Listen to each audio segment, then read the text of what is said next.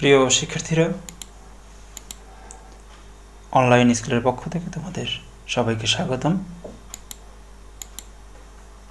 আমি রতন ঘরামি, সহকারী শিক্ষক বাংলা, শাপলা মডেল হাই স্কুল, মোটবির পিরোজপুর।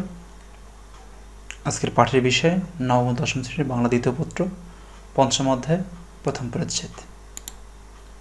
পঞ্চম অধ্যায় প্রথম পরিচ্ছেদ, বাক্য উপকরণ।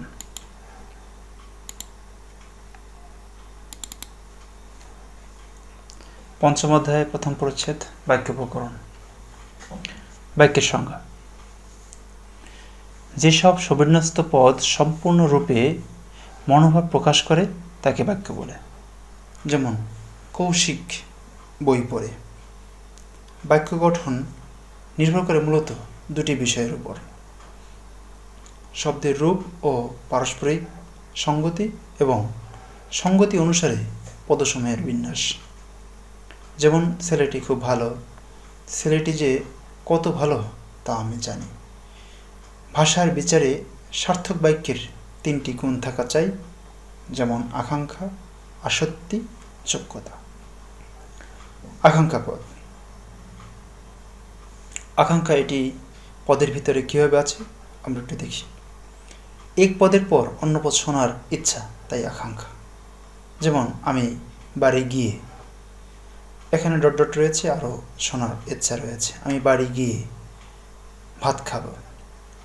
যখন এক পদের পর আর পদ যদি শোনার ইচ্ছা থাকে তখন সেটি হবে গিয়ে আকাঙ্ক্ষা। আসক্তি, বাক্যের অর্থসঙ্গতি রক্ষার জন্য সুশৃঙ্খল পদবিন্যাসই আসক্তি। যেমন বল গড়িয়ে মাঠের বাইরে চলে গেল। না বলে যদি বলি মাঠ গড়িয়ে বলের বাইরে চলে গেল, তাহলে আসক্তি কোন লোপ পাবে, মানে কোনো অর্থ থাকে না। বাক্যে সুশৃঙ্খল, পদগুলোর মধ্যে সুনিয়ন্ত্রিত বিন্যাস নেই। যোগ্যতা, অর্থের সাথে ভাবের মেলবন্ধনের নাম যোগ্যতা। যেমন আকাশে পাখি ওড়ে। না বলে যদি বলি আকাশে মাছ ওড়ে, তাহলে যোগ্যতা গুণ লোপ পাবে। যোগ্যতার বৈশিষ্ট্য 6টি, যথা রীতিসিদ্ধ অর্থবাচকতা, দুর্বোধ্যতা, উপমার ভুল প্রয়োগ, বাহুল্য দোষ, বাগধারার শব্দ পরিবর্তন, গুরুচণ্ডালী দোষ। রীতিসিদ্ধ অর্থবাচকতা: প্রকৃতি প্রত্যয়জাত অর্থে শব্দ সর্বদা ব্যবহৃত হয়। যোগ্যতার দিক থেকে রীতিসিদ্ধ অর্থের দিকে লক্ষ্য রেখে কতগুলো শব্দ ব্যবহার করতে হয়। যেমন বাধিত, এই শব্দের রীতিসিদ্ধ অর্থ হল কি অনুগৃহীত বা কৃতজ্ঞ। প্রকৃতি প্রত্যয় হল গিয়ে বাহ্যগীত, এবং প্রকৃতি এবং প্রত্যয়জাত অর্থ হল গিয়ে বাধাপ্রাপ্ত। তৈল, তিল জাতীয়, তিলযোগ আসন, এটা যদি প্রত্যয়জাত অর্থ যদি কী দাঁড়ায়, তিলজাত ছিন্ন পদার্থ, যে কোনো শস্যের রস জাতীয়। দুর্বোধ্যতা, অপ্রচলিত দুর্বোধ্য শব্দ ব্যবহার করলে যোগ্যতা হারায়। যেমন তুমি আমার সঙ্গে প্রপঞ্চ করেছ।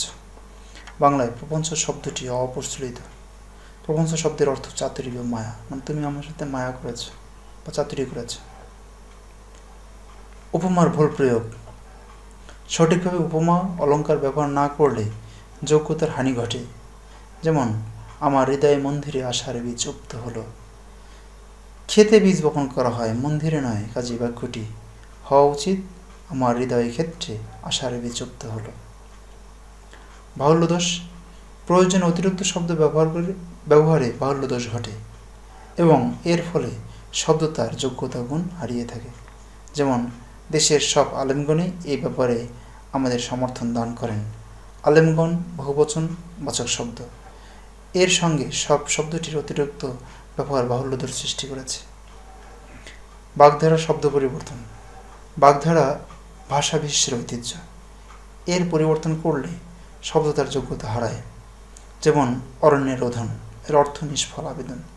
এর পরিবর্তে যদি বলা হয় বনে ক্রন্দন, তবে বাগধারাটি তার যোগ্যতা হারাবে।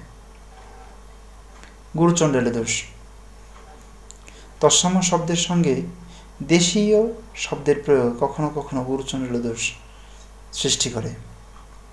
এ দোষে দুষ্ট শব্দ তার যোগ্যতা হারায়। গরুর গাড়ি, শবদাহ, মরাপোড়া প্রভৃতি স্থলে যথাক্রমে গরুর শকট, সবপোড়া, মরা দাহ প্রভৃতি ব্যবহার গুরুচণ্ডালী দোষ সৃষ্টি করে।